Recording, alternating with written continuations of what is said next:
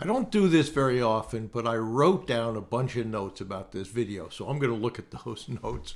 And it's because this is so important, and I get asked this a lot of times, is that how do you create generational wealth? And so I wanted to talk about that subject. First thing to recognize is generational wealth doesn't have to mean that it is wealth that you just pass to your family members, children, whoever that is. Napoleon Hill and Andrew Carnegie said one of the things that you can do the worst to hurt your children is to pass on wealth that they did not accomplish themselves. Silver spoon in their mouth kind of thing. And so you can do a lot with generational wealth. You can support charities, you can do all kinds of things, but I want to be clear that it just doesn't mean you give a pile of cash. So let's talk about that. Most people say they want generational wealth, but very few are willing to do what's required. They want the outcome, they want the exit, they want financial freedom, they want the ability to change the trajectory of their family. All of those are positive. But they often underestimate the discipline that's required to do that. These things don't happen by accident. Think about Olympic athletes. They are focused. They sacrifice a lot. Same thing is often true here. What is it that you're willing to give for what you want or think you want? Okay? But they often underestimate the discomfort, the execution required to get there. So I want to talk about creating generational wealth, what it really means, especially in business acquisition. Because this is not theory, and I'm seeing it right now. And I'll give you two examples. I'm not going to use their name, but I have pieces of these businesses. We are working exits on the two of them now, and they're in different stages, but they're 8 and 9 figure exits. Took about 5 years. Most people think, oh, this isn't going to happen in 5 years. And for most people, that's probably a true statement. You have to work it hard. You have to have a little luck along the way. You have to know what you want and pursue it with vigor, certainly. But it is possible, and these are two real-world examples. So that is generational wealth, 8 and 9 figures. It's not someday. It's not a fantasy. It is not in a textbook. It's real life. And so I want to make some points. The main point is generational wealth is built through ownership. It is not built through income. So income's good, and turning the generational wealth is important. If it's on paper, it's on paper. It's not spendable, okay? So it's not just a job. It's not just a hard work. But when you own a business, that business produces cash flow and the business grows in value, you are not just earning money. You're building equity. And in these cases that I'm talking about, there's significant EBITDA that's been built. The debt has been knocked off over time, so that when you take the EBITDA and multiply it by a multiple, whether that's 6, 7, 10, 13, whatever it turns out to be, subtract the debt and the fees, that is wealth. And usually a mentee has about 60% of that wealth in the deal structure that they have, okay? So understand that that asset can be sold, it can be passed down, but it's something you've built. And you're not starting from zero in the acquisition process. It's not a startup. You have income, if you do it right and you have the right criteria, day one, certainly. So you're not hoping the idea catches on. It's already been proven that it works. So you're acquiring something that has customers, systems, employees, revenue, cash flow, profitable cash flow. So, and then your job is to do more of those, make sure that they run correctly, and eventually to exit those. So, but 5 years can change everything. And that's important to remember. You hear people thinking that generational wealth will take 30 and 40 years, and in some cases it does. But the two examples I referenced are about 5 years. So if the mentees start with one acquisition and that's all they do, that's what they have. But if they do an acquisition, if they have a platform, in time add more to it, they continue to build and continue to build. And I've got mentees that have done that, double-digit acquisitions, whether it's 15 or whether it's 68. Those are real numbers. So remember that. You're not usually doing a one-off deal. But one of the things that's important is in growing those businesses, have you got the right people? Have you got the right systems?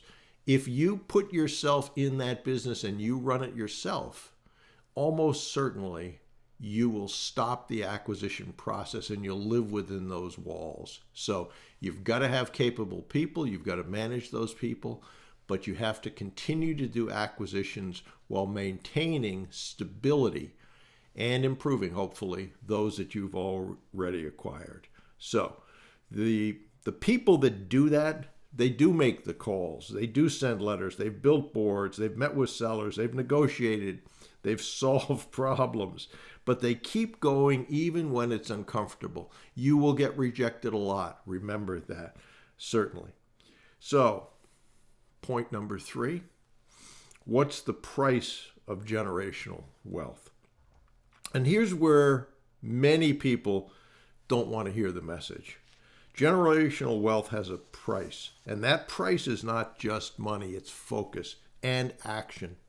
It's persistence, it's discipline. And again, what is it that you're willing to give up for what you think the success is that you want?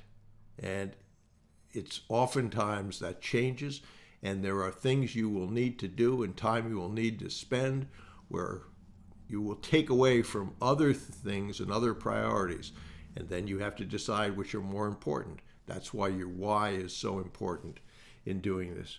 But you can't build it by thinking about your why and never picking up the phone. You have to pick up the phone, talk to people, have meetings, send letters, do all those things. And at some point, there's internal work and external work. And the external work is what will generate the deals that you complete towards the successful acquisition program.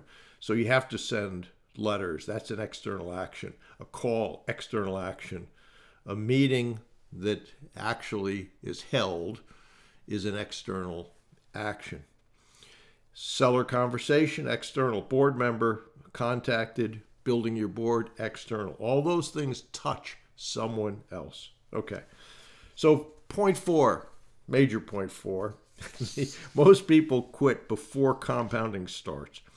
One of the big mistakes is they stop too early. There was a book written, 3 Feet from Gold, where the prospector stopped. He sold all his equipment, sold it to the next guy, scrap value. They came in, they dug 3 more feet, and they found the gold. It was a gold miner. So, but they try it. Most people try it for a few weeks, get rejected, end up saying, nah, I can't do it. Maybe somebody else could do it, but I can't. But they don't send letters. They don't make calls. They don't find out what's working and what's not working and how to improve it. Okay? So those people don't usually go through the process where they build acquisitions, build something that can be sold, and then end up selling it, which is where the wealth is, not paper wealth, reality as well. So, and through that process, you will get better. You will be afraid of things in the beginning that later on you're not afraid of. You will end up having discussions that you don't know how to deal with. Later on, you will. There's only probably 10 objections for the most part in this process that you're going to deal with. And if you're curious what those are, go over to brucewhipple.com. There's a free course there on the top 10 objections and how I would suggest you deal with those. Okay? So, but those people keep going. They keep executing. They learn from their mistakes, and they'll have plenty of mistakes, but those mistakes, when corrected And when you learn, those will add to the success that you're looking for. And then main point 5, what you should take away from this, okay, from this video. So you should stop thinking not only about income, but start thinking about ownership. Have your criteria clear. Know what you're hunting for. Well, I can fix this. That's not what you want to do. You want to have deals where they are already profitable. They fit your criteria, whether that's revenue, EBITDA, number of employees, all those things, certainly. And stop thinking about only one transaction. And to do that, you've got to be able to not only do the transaction, but then extract yourself from the day-to-day management. Those are all important. Clarity comes from action. You will get better. It will build momentum. All of those things come from action. Knowing the right things to do, it's important, obviously, but they come from action. And so if you're serious about creating generational wealth through business acquisition, then you have to ask yourself a simple question. Am I willing to do what it takes?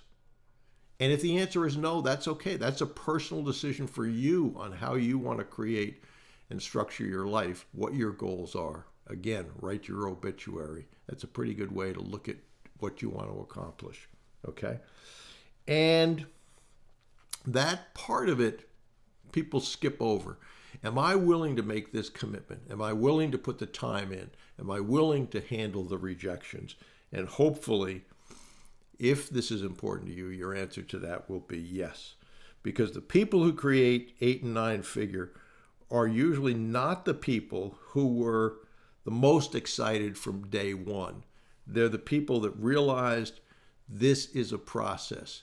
And through discipline, this is what I'm going to do every day. They've set their goals for the days, for the weeks, for the months, for the years, and they just keep working them. They get better, but they work them, even when they don't feel like doing it, which is where the discipline is. So I hope that helps. I hope you understand it. But that is how generational wealth is created. Ownership, execution, persistence, and time. And certainly remember, never ask, never get. I have gotten a lot of things that I got simply because I asked. So I hope that is helpful. Yes, I read some things that I had written down, but they were important to pass on to understand how generational wealth is created, what it's going to take on your part, and what the process is like. If for some reason you do not know the process, go over and grab the Acquisition Advantage Bootcamp. It's been updated with some additional videos for 2026. So that's over at brucewhipple.com. But study this, understand the process, understand what to do, and then take action. You know, in the end, there is no substitution for taking action on the right things. That's what will ultimately win the day, and it will let you go through the rejections if your why is strong enough for doing this.